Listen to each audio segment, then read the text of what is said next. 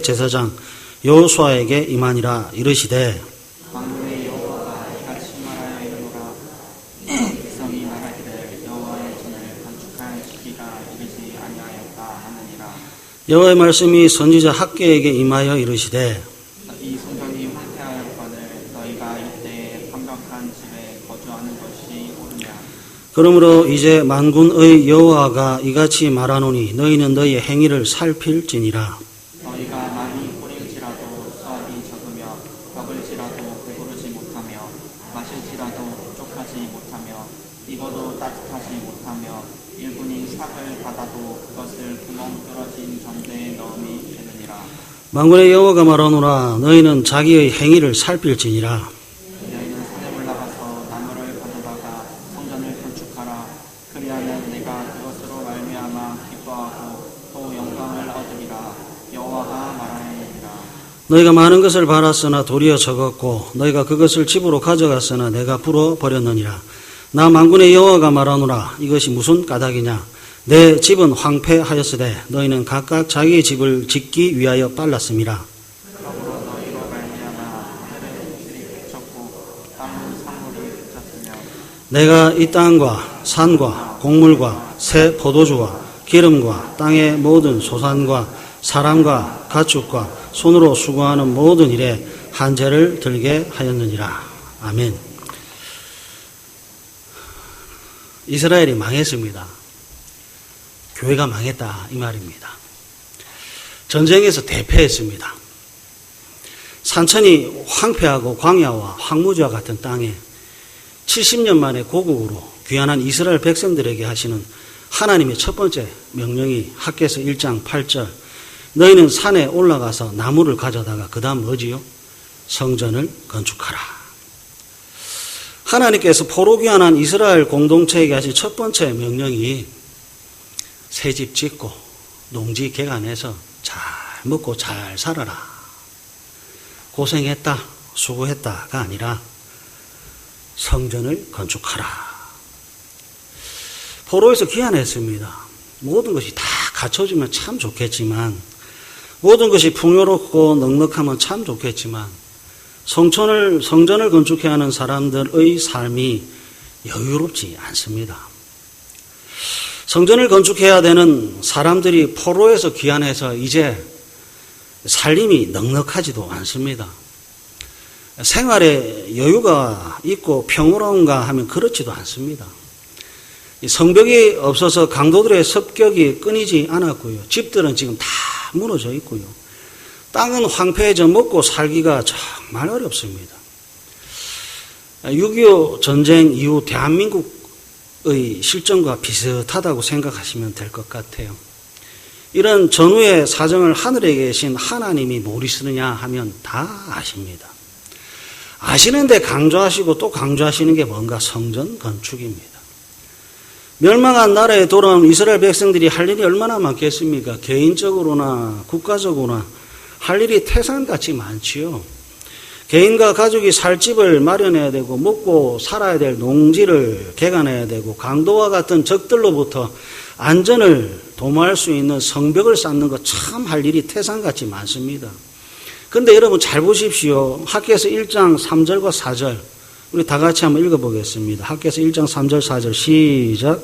여호와의 말씀이 학개에게 임하여 이르시되 이 성전이 황폐하였거늘 너희가 이때에 완벽한 집에 거주하는 것이 옳으냐. 지금 하나님 말씀입니다.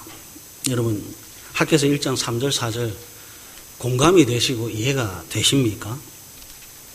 여호와의 말씀이 선지자 학개에게 임하여 이르시되 이 성전이 황폐하였거늘 너희가 이때에 판벽한 집. 판벽한 집은 화려하고 좋은 집이라는 뜻입니다. 지붕이 있고 벽이 있고 그래서 비바람을 막을 수 있는 집. 너희가 이때 판벽한 집에 거주하는 것이 옳으냐 하나님이 묻고 있습니다. 여러분 잘 보십시오. 하나님께서 지금 강조하는 게 뭐죠? 개인의 집의 왕궁입니까? 성전의 왕궁입니까? 개인의 할 일이 먼저입니까? 하나님의 일이 먼저입니까? 학개서 1장 2절 한번 보십시오. 만군의 여호와가 이같이 말하여 이르노라. 이 백성이 말하기를 여호와의 전을 건축할 시기가 이르지 아니하였다. 이게 상식입니다. 상식입니다. 하나님 먹고 살기 바빠 죽겠는데 무슨 성전 건축입니까? 남편은 직장 구한다고 연염이 없고 아이들은 지금 잘 먹고 잘 자라야지 건강하게 자라야 되는데 하나님 무슨 말도 안 되는 소리입니까?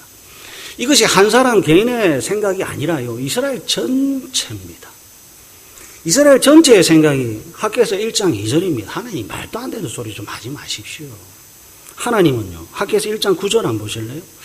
학개서 1장 9절 너희가 많은 것을 바랐으나 도리어 적었고 너희가 그것을 집으로 가져갔으나 내가 불어버렸느니라. 나 만군의 여호와가 말하노라 이것이 무슨 까닭이냐. 다 같이 읽겠습니다. 시작. 내 집은 너희는 각각 자기의 집을 짓기 위하여. 여러분 잘 보십시오. 사람들은 하나님 틀렸습니다 하는데 하나님은 아니다. 여러분 성경을 보고 대답해 주십시오. 성전의 완공이 먼저입니까? 개인의 집의 완공이 먼저입니까? 하나님의 입장입니다. 각자 개인의 소견에 옳은 것을 하는 것이 먼저입니까? 하나님의 소견에 옳은 것을 하는 것이 먼저입니까?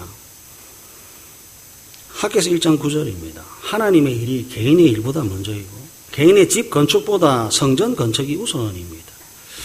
포로에서 귀환한 이스라엘 백성들이 넉넉하거나 부유하지 않습니다. 넉넉하지 못하고 부유하지 못하고 가난한 사람들입니다. 하나님이 다 아세요. 아시는데 하나님이 성전 건축을 하라.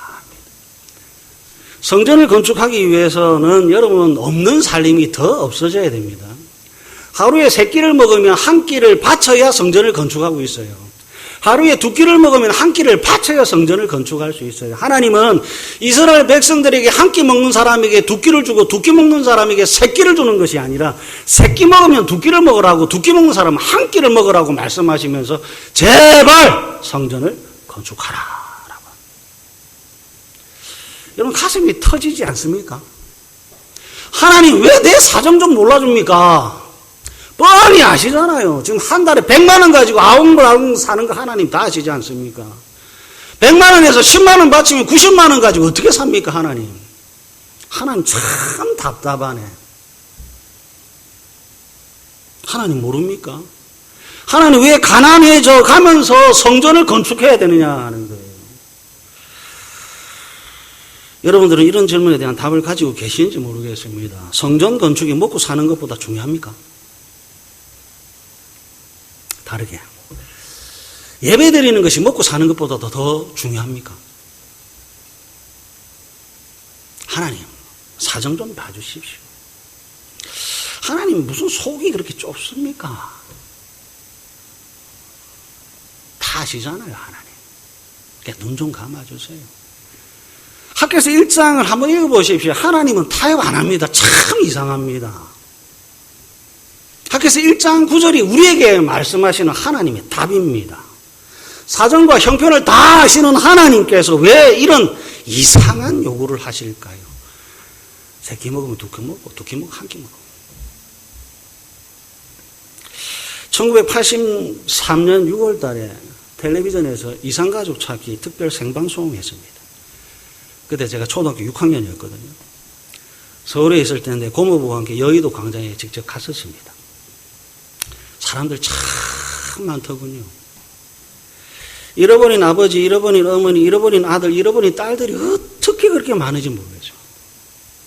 여의도 광장이 꽉 찼었습니다. 헤어질 당시에 이름, 나이, 장소를 다 적어놨어요. 그리고 이렇게 지나가면 지나가는 사람한테 다 여기 좀 보라고 손가락질을 하더라고요. 그때 한 5개월 정도 밤을 새면서 특별 생방송을 했는데 방송이 시작하면서 마칠 때까지 계속해서 잃어버렸던 가족들을 찾는 사람들이 늘어났습니다. 여러분, 제 가족들을 찾는 사람들에게 제가 이런 질문을 한다면 뭐라고 대답할까요? 당신이 부모를 찾는다고 부자가 되는 것 아닌데 왜 찾습니까? 가족을 찾는 사람들에게 제가 이런 질문을 하는 거예요. 잃어버린 아들, 잃어버린 딸 찾는다고 빌딩이 생기는 것 아닌데 뭘 그렇게 애달게 찾습니까? 만약에 제가 할아버지, 어머니를 찾고 있는 사람에게 이 질문을 하고 잃어버린 아들과 딸을 찾는 사람들에게 이 질문을 한다면 그 사람들이 맞네.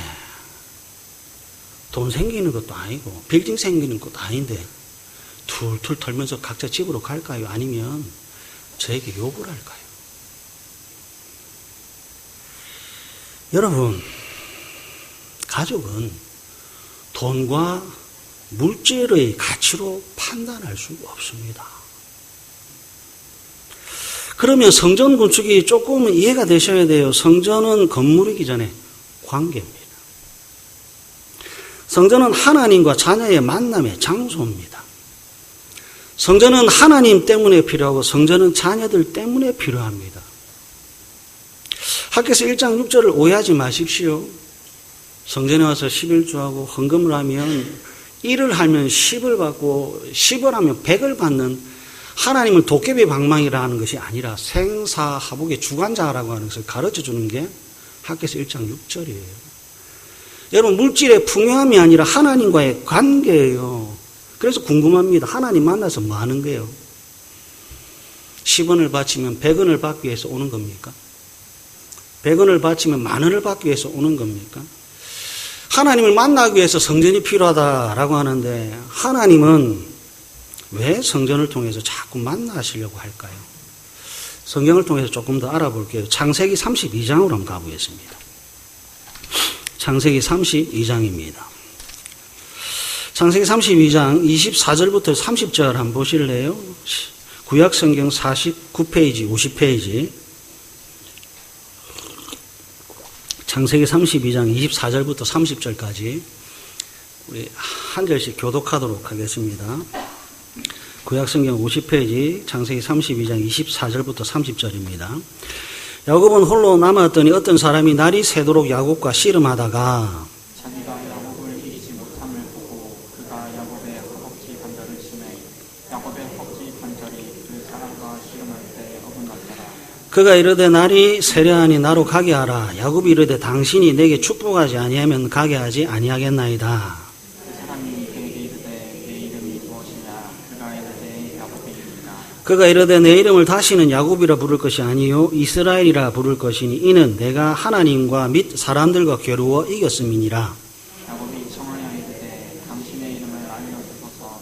그 사람이 이르되 어찌하여 내 이름을 묻느냐 하고 거기서 야곱에게 축복한지라. 다 같이 읽습니다. 그러므로 야곱이 그곳 이름을 브니엘이라 하였으니 그가 이르기를 내가 하나님과 대면하여 보았으나 내 생명이 보존되었다 함이더라. 아멘.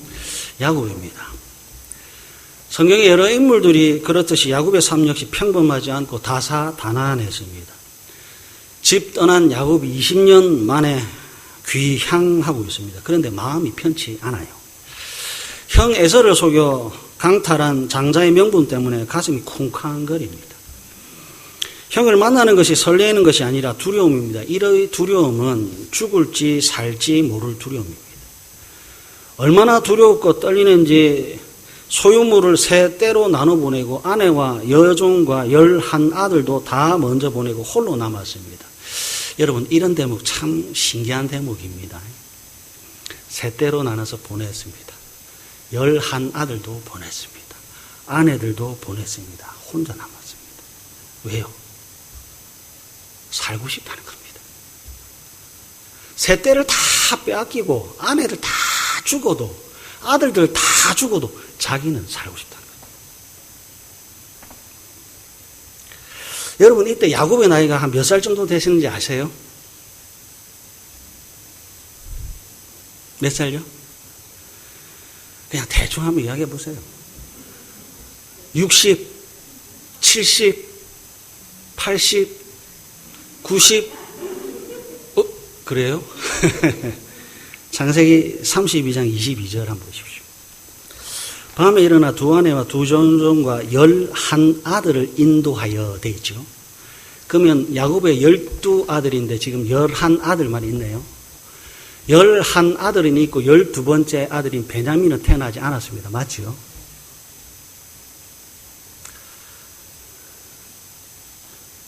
열한 번째 요셉을 낳을 때 야곱은 몇 살인 줄 아세요? 91살입니다. 91살입니다. 그러면 창세기 32장 22절은 91세 이상입니다.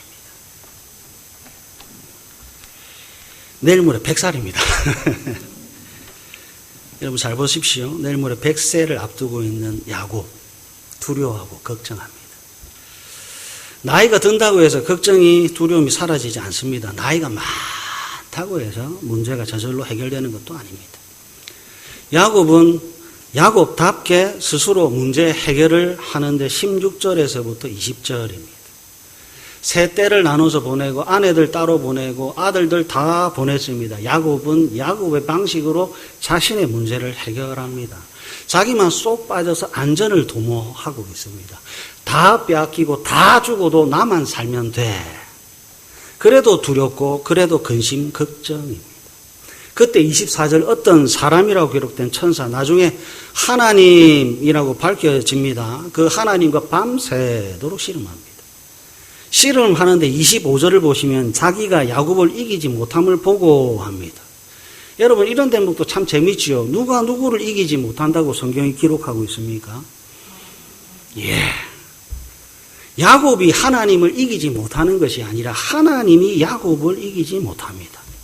그러면 야곱은 지금 어떤 사람입니까? 하나님이 이기지 못하는 사람이라면 야곱이 얼마나 지독한지 여러분 아시겠는지요? 야곱이 하나님과 밤새도록 씨름합니다. 호세아서에는 이것을 기도라고 하는데 야곱이 밤새도록 기도를 합니다.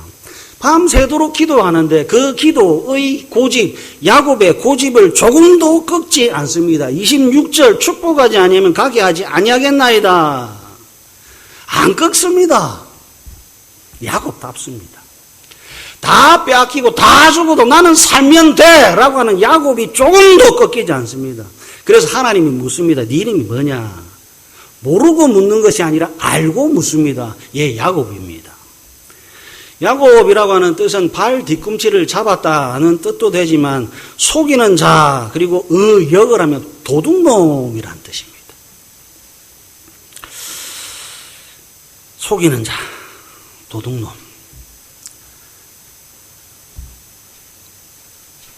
야곱 모태 신앙입니다.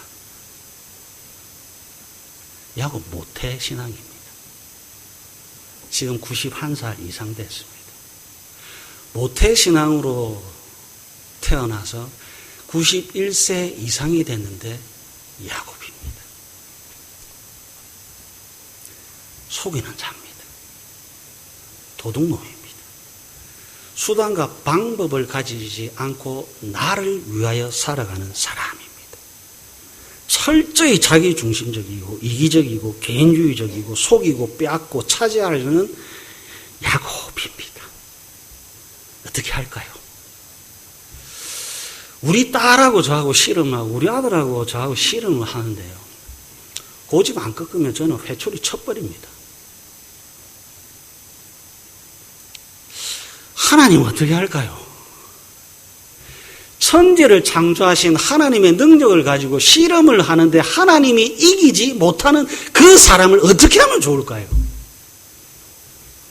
창세기 32장 29절 한번 보실래요? 야곱이 청하여 이르되 당신의 이름을 알려주소서. 그 사람이 이르되 어찌하여 내 이름을 묻느냐 하고 다 같이 읽습니다. 시작. 거기서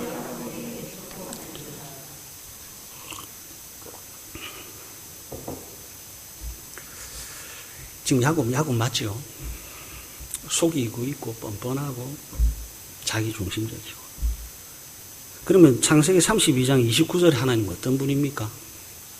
야곱에게 거기서 축복하시는 분입니다. 창세기 32장을 통해서 여러분 하나님이 어떤 분인지를 아셨으면 좋겠어요. 하나님은 발 뒤꿈치를 잡는 자, 속이는 자, 도둑놈도 축복하시는 분입니다. 하나님, 거짓말하는 거 모릅니까? 하나님 속이는 거 모릅니까? 하나님 뻔뻔한 거 모릅니까? 어찌하여 속이는 자를 축복하십니까? 어찌하여 뻔뻔한 자를 축복하십니까? 어찌하여 도둑놈을 축복하십니까? 하나님이 뭐라고 대답할까요? 하나님, 어찌하여 야곱을 축복하십니까? 하나님의 대답은 너는 내 사랑하는 아들이다. 하나님은 발 뒤꿈치를 잡는 자, 속이는 자, 도둑놈도 축복하시는 분입니다. 왜 이런 일이 가능합니까? 하나님은 야곱의 아버지가 되기 때문에 그렇습니다. 그놈의 겨자씨만한 작은 믿음 때문에 아버지와 할아버지와 맹세한 언약 때문에 야곱이 전능하신 하나님의 아들이 되어버렸습니다. 그래서 하나님께서 야곱을 죽이는 것이 아니라 밤새도록 그 아들을 위해 하나님의 고귀한 시간을 사용하고 도둑놈이자 아들인 야곱을 위해 하나님의 거룩한 힘을 사용하시고 속이는 자인 야곱을 위해 거룩하신 하나님의 고귀한 인격을 사용합니다. 그래서요, 마침내 속이는 자요, 도둑놈인 야곱을 밤새도록 씨름한 그곳에서 축복합니다.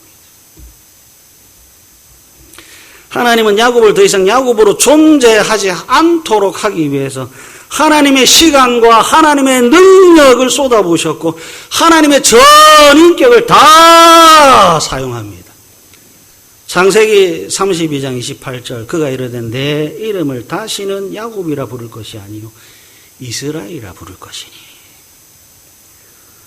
온 세상과 온 우주와 천지 만물을 다스리시는 하나님께서 그 시간 그 장소에서 유독 야곱에게만 특별한 애정을 쏟아부으셔서 야곱을 이스라엘로 바꾸시는 하나님.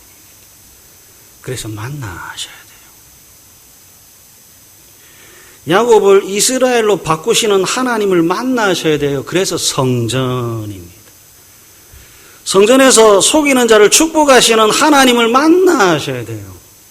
온 세상으로부터 조롱과 비난을 받고 있는 야곱을 사랑하시는 하나님을 만나셔야 돼요. 어디서요? 성전에서. 어디에서요? 교회에서. 무엇을 통해? 예배를 통해서요. 지각하지 마십시오. 빠지지도 마십시오. 이사야 41장으로 한번 가보겠습니다. 이사야 41장 8절 한번 보겠습니다.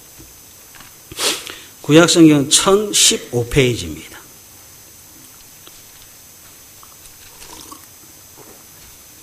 구약성경 1015페이지 이사야 41장 8절 한번 보십시오. 구약성경 1015페이지 이사야 41장 8절 우리 다 같이 한번 읽어볼까요? 시작. 그러나 나의 종 너 이스라엘아 내가 택한 야곱아. 창세기 32장으로부터 1000년이 지났습니다. 창세기 32장으로부터 1000년이 지난 시점에 하나님께서 구약의 교회를 향해 이스라엘아, 야곱아, 나의 벗 아브라함의 자손아. 사랑과 애정이고 안타까움과 슬픔입니다. 제가 왜 안타까움과 슬픔이라고 하는지 아십니까? 이스라엘로 불리는 거 괜찮아요. 왜요? 창세기 32장 28절에 하나님이 야곱을 이스라엘로 바뀌거든요. 그래서 이스라엘아 하는 거 괜찮아요. 나의 벗 아브라함의 자손아 하는 거 괜찮아요. 아, 참 좋은 일입니다. 그런데요, 야곱아는 아닙니다. 창세기 32장 28절에서부터 1000년이 지났는데 여전히 야곱이라고 불린다는 말은요, 이스라엘로 변화시킨 하나님의 능력을 상실했다는 뜻입니다.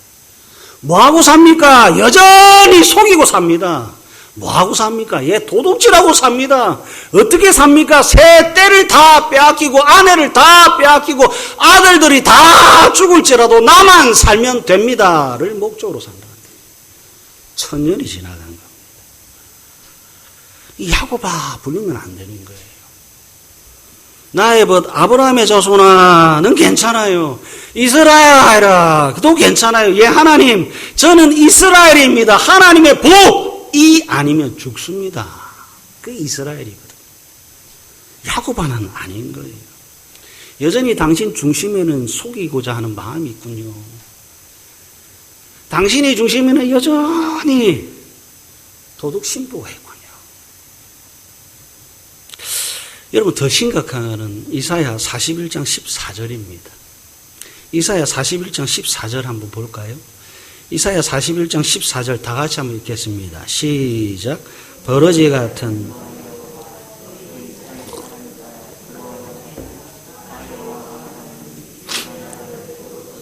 내 구속자는 이스라엘의 거룩한 이인이라. 야곱을 부르시는데요.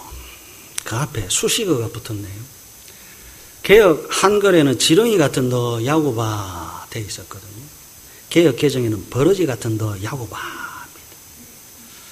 왜 하나님께서 야곱을 버러지, 지렁이에 비유했을까요? 사자 같은 야곱아, 독수리 같은 야곱아. 하나님 얼마든지 독수리에, 그리고 하나님 얼마든지 사자에 비유할 수 있는데 왜 하나님은 야곱을 지렁이에, 왜 버러지에 비유했을까요?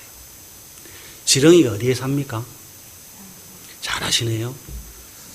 지렁이 땅속에 삽니다. 땅속에 살면서 땅에 있는 것만 먹고 삽니다. 누가요? 야곱이. 버러지, 제가 왜 지렁이를 버러지로 번역했나 싶어서 원어를 살펴봤어요. 버러지, 시체를 가까이 하는 동물. 버러지, 썩어가는 것을 먹이로 삼는 동물. 지렁이는 땅에 살았는데 버러지는 시체를, 죽은 것을 가까이 하고 썩어가는 것, 썩어 있는 것을 먹이로 삼는데요. 누가 그렇다고요? 야곱이. 이스라엘 백성들이 BC 722년과 BC 586년 망할 때요, 가난하지 않았습니다. 솔로몬 때 은을 돌같이 사용했고 계속해서 그 부와 명성을 이어왔습니다. 계속해서 부자로 살았습니다. 지금 하나님의 시각입니다. 야곱아, 너 지렁이 같다. 너는 지금 땅을 벗삼아 땅을 목적으로 하여 살아간다. 야곱아, 너는 지금 부자라고 자랑하는데 하나님이 보시기에 버러지 같다. 너는 지금 죽은 것을 가까이 하고 썩어 있는 것을 먹고 살아간다 하는 거예요. 제가 궁금한 건 이거예요. 여러분, 창세기 32장 28절에 하나님이 야곱에서 이스라엘로 바꾸셨잖아요. 그러면 이스라엘이 왜 야곱으로 됐습니까? 제가 궁금한 건 야곱이 야곱을 유지한 것도 참 씁쓸한데 왜 버러지가 됐느냐 하는 거예요. 이스라엘이 왜 야곱이 됐고 야곱은 왜 버러지가 됐냐 하는 겁니다. 왜 그렇습니까? 두 가지입니다. 하나는 안식일을 안 지켰습니다. 두 번째는 절기를 지키지 않습니다. 이스라엘 백성들이 성전을 떠났습니다. 그래서 버러지 같은 야곱이 되어버렸습니다. 성전을 떠난 사람, 말씀을 떠난 사람은 언제나 땅 중심으로 살아갑니다. 성전을 떠나고 하나님의 말씀을 떠나면, 죄송합니다. 성경에 있는 표현입니다. 버러지같이 살아갑니다. 죽은 것을 가까이 합니다. 썩어가는 것을, 아니 썩은 것을 먹이로 삼으며 삽니다. 그래서 영혼이 망해가고 심령이 망해가고 생활이, 삶이 망해갑니다. 성전을 떠나고 하나님의 말씀을 떠난 사람은 언제나 땅 중심으로 살아갑니다. 무엇을 먹을까? 무엇을 마실까? 무엇을 입을까? 지렁이 같은 삶, 버러지 같은 삶. 절망하셔야 돼요. 진짜 절망하셔야 돼요. 하나님, 눈을 들어서 하나님 보게 하시옵소서. 귀를 열어 주의 음성을 듣게 하소서. 마음을 열어 하나님과 함께하게 하소서. 이사야 41장 14절 다시 한번 보십시오. 버러지 같은 너 야곱아, 땅만 퍼먹고 살아가는 사람아, 세상과 벗하며 살아가는 사람아, 죽어있는 사람아, 썩은 시체를 가까이 하는 사람아, 너희 이스라엘 사람들아 두려워하지 말라. 나 여호와가 말하노라. 그 다음 다 같이 읽습니다. 시작. 내가 너를 도울 것이라. 내 구속자는 이스라엘의 거룩하네. 아멘. 창세기 32장에 야곱을 찾아가서 이스라엘을 만드신 하나님께서 이번 주에는 버러지 같은 야곱을 찾아가셔서 내가 너를 도울 것이다. 속이는 자 도둑놈을 찾아가서 내가 너를 축복하노라 하신 하나님께서 버러지가 돼버린 사람에 찾아가서 내가 너를 도울 것이다. 내가 너를 구원할 거다. 여러분, 신앙의 초점은 금덩어리 아닙니다. 신앙의 초점은 언제나 하나님이 어떤 분인가를 아는 것에 있습니다. 신앙이 흔들릴 때 번쩍번쩍 빛나는 가짜빛에 속지 마시고 환한 빛이신 하나님을 보셔야 돼요. 창세기 32장 왜 속이는 자에게 야곱인 하나님, 야곱을 축복하시는 하나님 이성적으로 이해할 수 없습니다. 왜 버러지 같은 야곱을 하나님께서 도우시는지 이해할 수 없습니다. 우리가 아는 유일한 답은 하나님이 하나님이기를 포기하지 않으셨다. 하나님이 야곱의 아버지이기를 포기하지 않으셨고 하나님이 버러지 같은 야곱을 결코 잃어버리지 않으셨다. 그래서 성전입니다. 교회밖에 희망이 없는 겁니다. 이 땅에 성전이 건축되어야 되고 이 땅에 교회가 건축되어야 되는 이유를 이제 신약 성경을 찾아 읽고 설교를 마치겠습니다. 베드로후서 1장으로 한번 가보겠습니다. 베드로후서 1장 1절부터 4절 한번 보십시오. 신약 성경 384페이지입니다. 신약 성경 384페이지 베드로후서 1장 1절부터 4절입니다. 신약 성경 384페이지 베드로후서 1장 1절에서부터 4절. 예수 그리스도의 종이며 사도인 시몬 베드로는 우리 하나님과 구주 예수 그리스도의 의를 힘입어 동일하게 보배로운 믿음을 우리와 함께 받은 자들에게 편지하노니 하나님과 우리 주 예수를 알므로 은혜와 평강이 더욱 많을지어다. 그의 신기한 능력으로 생명과 경건에 속한 모든 것을 우리에게 주셨으니. 여러분 잘 보세요. 창세기 32장에 야곱을 찾아가신 하나님도 금, 은, 동, 쇠 안 주셨습니다. 이사야 41장 버러지 같은 야곱을 찾아가신 하나님이 금, 은, 동, 쇠 주지 않으셨습니다. 하나님은 언제나 베드로서 1장 2절과 3절에 있는 것들을 주십니다. 그의 신기한 능력으로 생명과 경건에 속한 모든 것을 주십니다. 하나님 왜 그렇게 하십니까? 그 다음 계속 보세요. 이는 자기의 영광과 덕으로서 우리를 부르신 이를 알므로 말미암이라. 4절은 다 같이 읽습니다. 4절 시작. 이로써 그 보배롭고 지극히 큰 약속을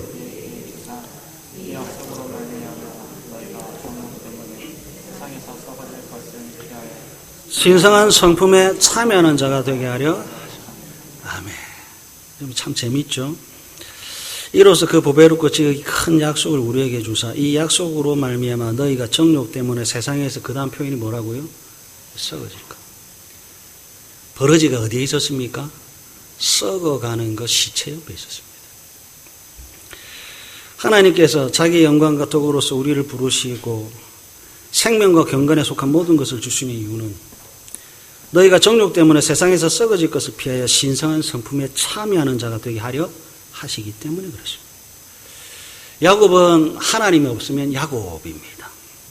사람은 하나님이 없으면 버러지와 같이 됩니다. 그러나 썩어질 사람도 하나님 만나면 신성한 사람, 신령한 사람이 됩니다. 저는 이런 하나님이 참 좋습니다. 그리고 하나님이 참 멋있습니다. 하나님은 우리에게 1,000원, 2,000원을 줘서 사탕 사 먹게 하시는 것이 아니라 성전을 통해서 그 자녀들을 고귀한 인격과 신성한 자가 되게 하십니다.